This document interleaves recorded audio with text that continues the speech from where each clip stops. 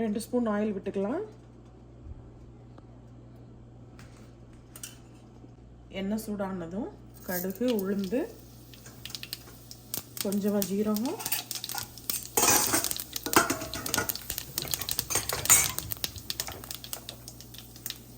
நல்லா பொரிஞ்சு வந்ததும் பச்சை மிளகாய், வெங்காயம், கருவேப்பிலை,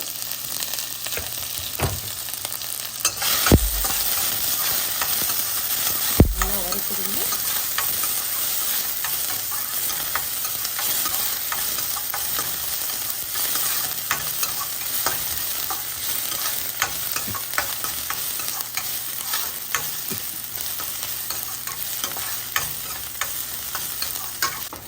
வெங்காயம் ரொம்ப முருகலாக வதங்கணும்னு அவசியம் இல்லை.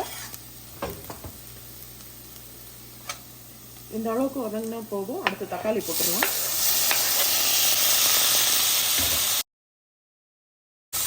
வெஜிடபிள்ஸு ஒரு 1/2 கப் கேரட்டும் பச்சை பட்டாணியும் போட்டிருக்கேன்.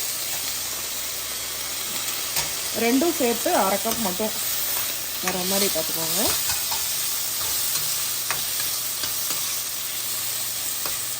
இதை ஒரு நிமிஷம் மட்டும் மூடி வச்சிடலாம். இப்போ இதை ஓப்பன் பண்ணி தேவையான அளவு உப்பு சேர்த்துடலாம். 1 ஸ்பூன் உப்பு போட்டிருக்கேன்.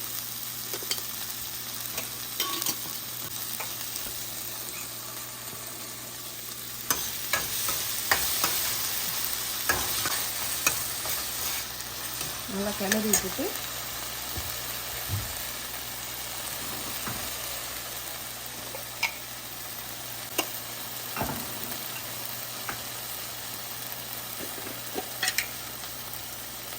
கால் ஸ்பூன் மஞ்சள் தூள்,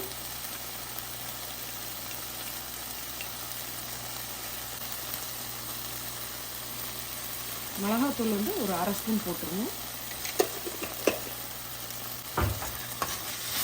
நல்லா மிக்ஸ் பண்ணி விட்டுட்டு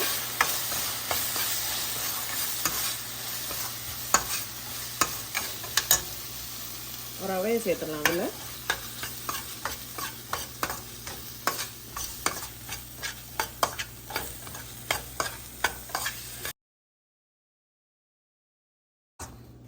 அடுப்பை குறைச்சிட்டு ரவையை அப்படியே வறுத்துடலாம். இந்த சூட்டோட ரவை வறுந்ததும் தண்ணி ஊற்றணும்.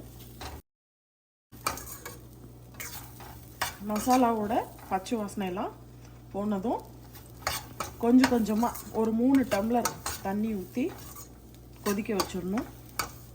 நான் ஃப்ரோசன் வெஜிடபிள் எடுத்தேன், அதனால் முதல்ல தண்ணி ஊற்றலை. வெஜிடபிள்ஸை இப்படி வதக்கினா போதும்.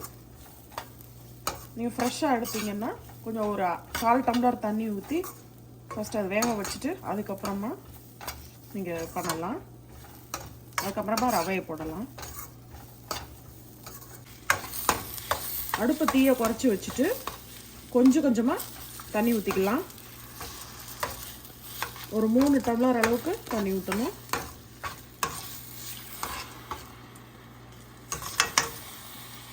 இந்த மெத்தடில் பண்ணும்போது உங்களுக்கு ரவை வந்து கட்டியாக வராமல் நல்லா வரும்.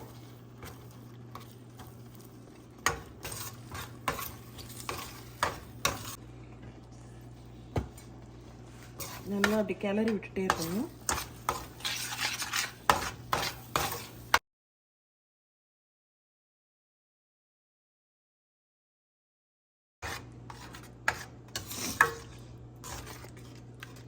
கிச்சடி நல்லா வெந்துட்டே வருது.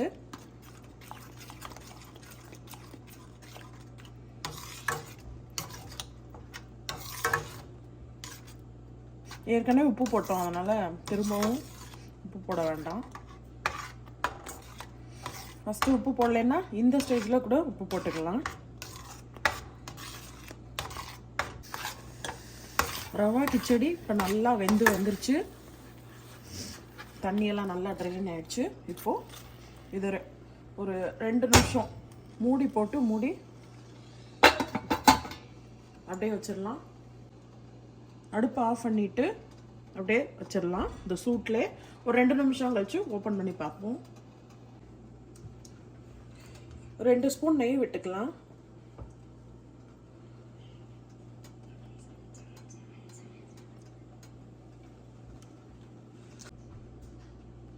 ரவா கிச்சடி இப்போ ரெடி ஆயிடுச்சு.